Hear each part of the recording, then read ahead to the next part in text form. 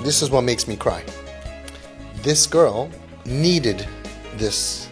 She needed to give her mommy a 2-minute hug, right? And we never would have known if not for what you were doing. But how many of these other kids out of this room that need that, and nobody even thinks that they need that because they're rebels and they're angry and they're the last people that will need a hug. You were able to build so much trust that you're a safe person that she was able to say, I need a hug. 2-minute hug. Godless. That's what I'm saying. People are sitting and arguing and talking about Trump and about God. I mean, don't talk. Stop talking. All right. So the question is, how do you get your kid to stop challenging you and God and Judaism and the whole world intellectually? And the answer is, TP, how long are you doing it? 4 months. And then she just on her own stops. I don't need to challenge anymore. I just need to hug. Wow. Shocking. Yeah, and she's not a 12-year-old kid. She's an 18-year-old person, and she's not that type. And now we see, she is the type.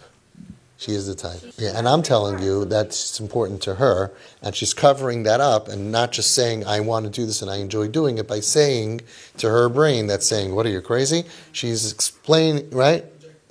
Projecting, she's explaining, she's defending her brain to her brain, I'm doing it for mommy, I'm doing a chesed. She's doing it because she enjoys doing it. She wants to be there for you. She needs your closeness. She needs your love. She needs your physical hugs. She's not just deciding all of a sudden, I'm doing chesed and giving my mommy a 2-minute hug. She's craving touch. She's craving touch. How many years before you came here was she different? It's a few years. It's a few years of somebody that be'etzem needs cuddles and touching and hugs and holding, and who was separated and didn't get it and needs it. And I always cry for those kids out there on the street that need it and never get it. And then they look in all the wrong places for love and affection, especially the girls. They just want... 20 years ago, Yanki Horowitz told me, he said, the boys, after they have a good time with a girl, they forget about the girl, they go out, they have a cigarette, and they talk bad about her. And the girls are coming and they want to give a hug, and they don't even get the hug. The guy's already out the door. Because they're not doing it to give love and hugs and affection.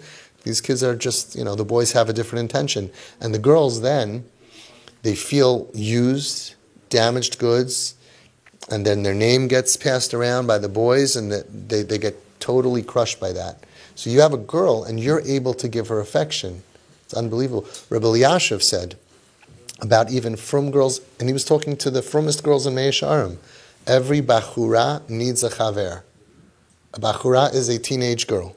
Needs a chaver, a boyfriend. That's why Hashem made in the Bria. Become 15, 16, you need male attention. If the father has seichel, he'll do the job. Girl all of a sudden becomes mature. She comes down, she's wearing lipstick for the first time, she's dressing a little bit nicer, and nobody notices. Tati has to notice and say, wow, you look beautiful. Come here, big hug. You're going to make a great kala one day. Rabbi Yashiv said to the girls in Mea Shearim, if the father has seichel, he'll do the job. Male affection. So she's craving affection, and you made her so comfortable that all of a sudden she's leaning on you and she's touching you and she's hugging you. For you, Yama, for you. Okay, she just had a breakthrough that she can do this for you. And now you can go to her when she's having a hard day, or even stam, and you could say, you know what I could really use right now? A really big, yummy hug. You could say, and sometimes, I'm having such a hard day today.